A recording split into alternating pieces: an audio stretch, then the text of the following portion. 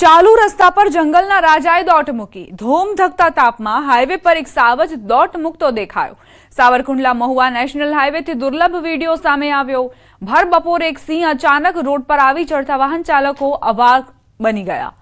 કાળઝાળ ગરમી વચ્ચે રઘવાયો બનેલો સિંહ સીધો નેશનલ હાઈવે પર આવી ચડ્યો. અમરેલીના સાવરકુંડલા શહેર નજીક મહુવા રોડ પર સાવજ દેખાયું. ધોમ ધકતા તાપમાં હાઈવે પર દોટ મૂકતા સાવજનો વિડીયો વાયરલ થયો છે. રસ્તા પરથી પસાર થતા રાહદારીએ પોતાના મોબાઈલમાં દ્રશ્યો કેદ કર્યા. જોકે આ ઘટનાથી ફરી એકવાર સિંહોની સુરક્ષા પર સવાલ ઉઠ્યા. જંગલના રાજા સતત જંગલની સીમાઓ પાર કરી માનવ વિસ્તારમાં આવી રહ્યા હોવાની ઘટનાઓમાં વધારો થઈ રહ્યો છે. વડોદરામાં પોલીસ કમિશનર કચેરી બહાર હાઈ વોલ્ટેજ ડ્રામા સર્જાયો.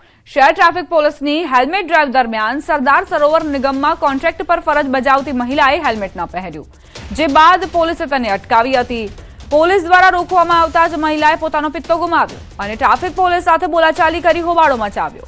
પોલીસે મોપેડની ચાવી કાઢી લેતા વિવાદ વધુ ઉગ્ર બન્યો અને ઘટનામાં અન્ય મહિલા પણ જોડાઈ ગઈ, જેના કારણે થોડીવાર માટે તણાવપૂર્ણ સ્થિતિ સર્જાઈ. ત્યારે જે દ્રશ્યો સર્જાયા તે જોઈને સવાલ થાય કે શું પોલીસની કડકાઈ વાજબી હતી કે પછી આ મહિલા કર્મચારીએ પણ સામાન્ય નાગરિકની જેમ શિસ્ત જાળવવી જોઈતી હતી.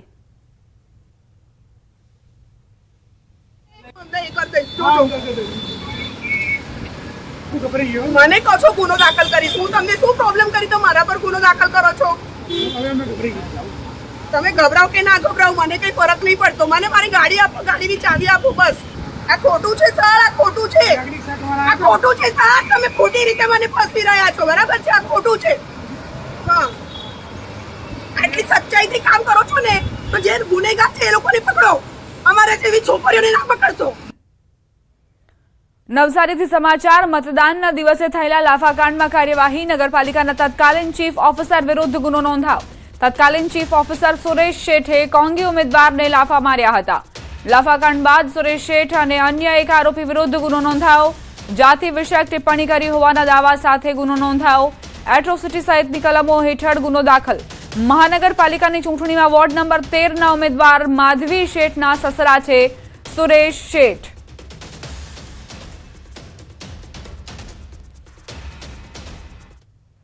લોકશાહીમાં યુવા શક્તિ અને શિક્ષણનો સમન્વય હંમેશા સકારાત્મક પરિણામ આપે છે. બોટાદની ગુંદાળા જિલ્લા પંચાયત બેઠક પર આવું જ જોવા મળ્યું. અહીં સૌથી નાની ઉંમરના ઉમેદવાર કૃષ્ણાબા ગોહિલે ભવ્ય વિજય મેળવ્યો. તેઓ હાલ માસ્ટર ડિગ્રીનો અભ્યાસ કરી રહ્યા છે. કૃષ્ણાબાઈ પોતાના પ્રતિસ્પર્ધીને 640 મતોની લીડથી હરાવ્યા. તેમની જીતે સૌને આશ્ચર્યચકિત કર્યા. તેઓ યુવાનો માટે પ્રેરણારૂપ બન્યા છે. જીત પછી તેમણે નમ્રતા દર્શાવી. બીજા જ દિવસે તેઓ મતદારોનો આભાર માનવા નીકળી પડ્યા. તેઓ ગામે ગામ જઈ રહ્યા છે, ઘરે ઘરે જઈને લોકો સાથે મળી રહ્યા છે, વૃદ્ધોના આશીર્વાદ લઈ રહ્યા છે. મતદારોનો વિશ્વાસ બદલ આભાર પણ વ્યક્ત કરી રહ્યા છે. લોકોમાં પણ ખુશીની લહેર જોવા મળી. લોકો પોતાના પ્રતિનિધિની વિનમ્રતા જોઈ આનંદિત થયા. દરેક લોકોએ મારા ઉપર વિશ્વાસ મૂક્યો અને પોતાનો કિંમતી મત મને આપીને વિજય બનાવી. એ માટે હું એ લોકોને ખૂબ જ આભાર માનું છું અને એ લોકોને વિશ્વાસ આપું છું કે તે લોકોની કોઈ પ્રશ્નો અને સમસ્યાઓના ઉકેલ લાવવા માટેના હું હંમેશા પ્રયત્નો કરીશ. વડોદરા પાદરામાં અકસ્માતમાં એક પોલીસ જવાનનું મોત નીપજ્યું. દિલ્હી મુંબઈ એક્સપ્રેસ વે પર અકસ્માતની ઘટના. સુરત ગ્રામ્યના એસઓજી કોન્સ્ટેબલને અકસ્માત નડ્યો. બસ અને કાર વચ્ચે અકસ્માતની ઘટના બની. કોન્સ્ટેબલ ભરત દેસાઈનું સ્થળ પર મોત થયું. વડોદરા તરફથી સુરત જઈ રહ્યા હતા તે દરમિયાન આ બનાવ બન્યો. પાદરા પોલીસ ઘટના સ્થળે પહોંચી છે.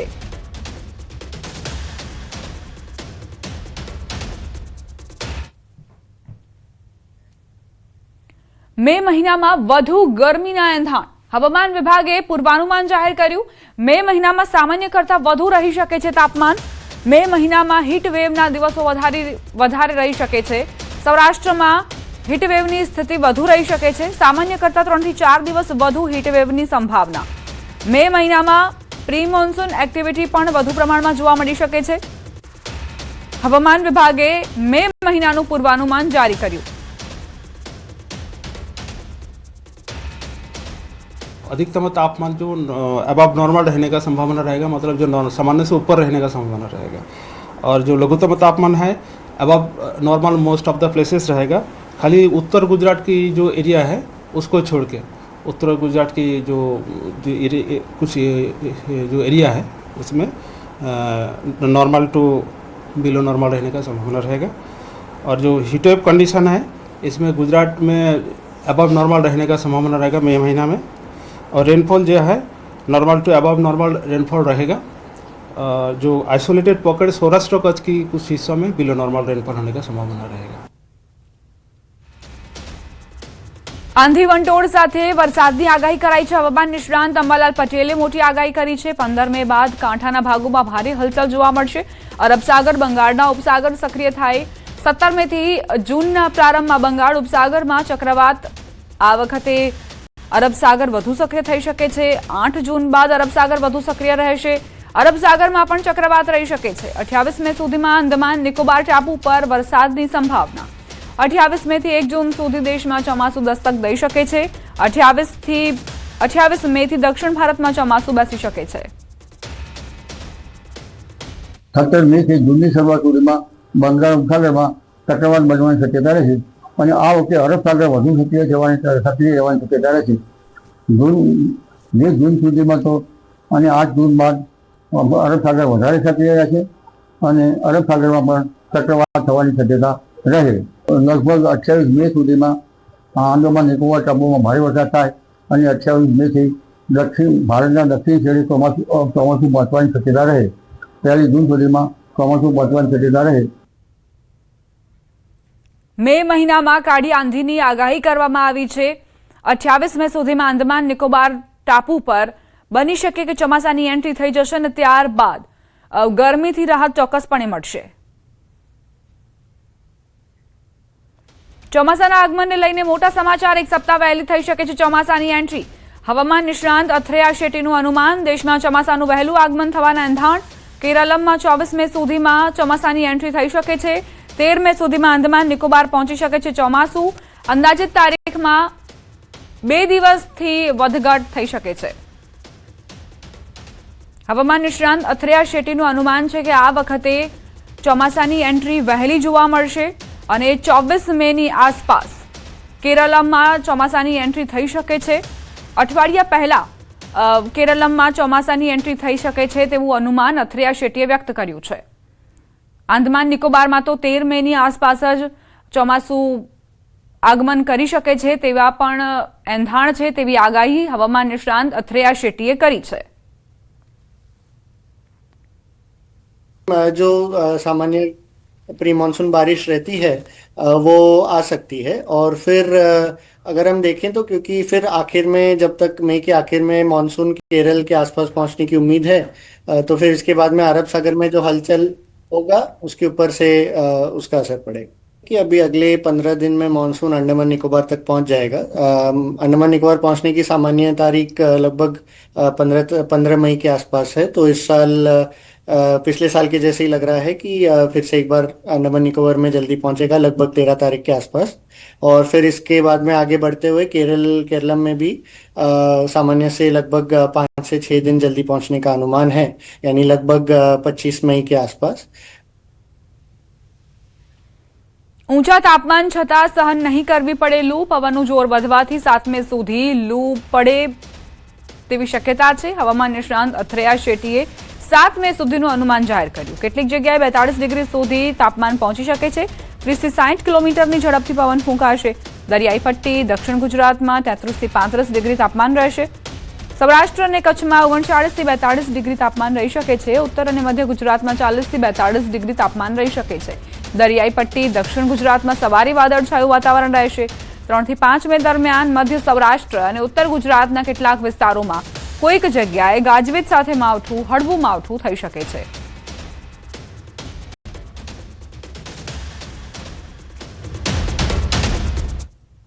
ચોમાસાને લઈને એક બાદ એક આગાહીકારોની મોટી આગાહી સામે આવી રહી છે। ત્યારે આગાહીકાર રજનીકાંત લાલાણીએ પણ મોટી આગાહી કરી છે।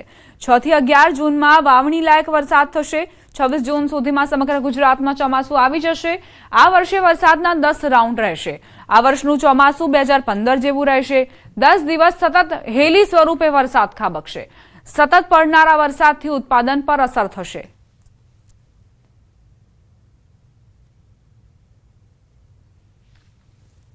આમ તો મે મહિનામાં 25 થી 29 મેમાં આપણે અરબી સમુદ્રમાં હવાનું દબાણ સર્જાશે એટલે વરસાદ શરૂઆત આપણે ખાંભા, અમરેલી જિલ્લાનો લીલિયા, ગોંડલ સાઈડ એ બધે ચાલુ થઈ જશે. આ ઉપરાંત 6 થી 11 જૂનમાં પ્રથમ વાવણી થશે આપણે સમગ્ર સૌરાષ્ટ્રમાં.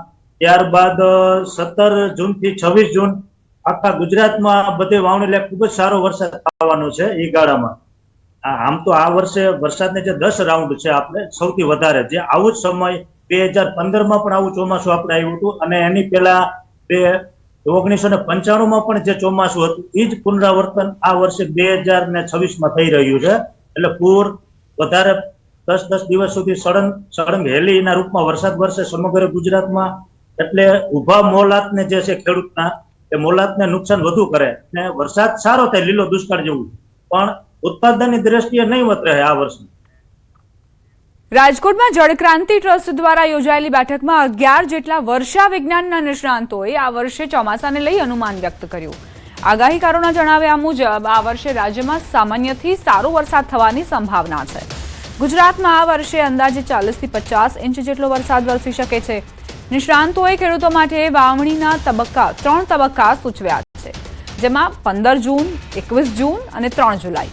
આ સમયગાળો વરસાદના પેટર્નને ધ્યાનમાં રાખીને નક્કી કરવામાં આવ્યો હોવાનું જણાવાયું. આ વર્ષે ગુજરાતમાં કોઈ મોટા હોનારત વાવાઝોડાનું ખાસ જોખમ નથી. 15 ઓક્ટોબરની આસપાસ રાજ્યમાંથી ચોમાસું વિદાય લેશે તેવી શક્યતા વ્યક્ત કરાઈ છે. આ વર્ષે બધાનું અનુમાન રહ્યું કે 40 થી 50 ઇંચ વરસાદ થશે. જળ પ્રલય નથી, દુષ્કાળ નથી, અતિ ભારે વાવાઝોડું કોઈ એવું નથી અને ક્રમશઃ વરસાદ આવશે. વચ્ચે એક વખત સામાન્ય વરસાદ ખેંચાશે પણ એ બહુ ચિંતાનો વિષય નથી. પણ આખા ગુજરાતમાં વરસાદ સારા પડશે અને વર્ષ સારું થશે એવો 11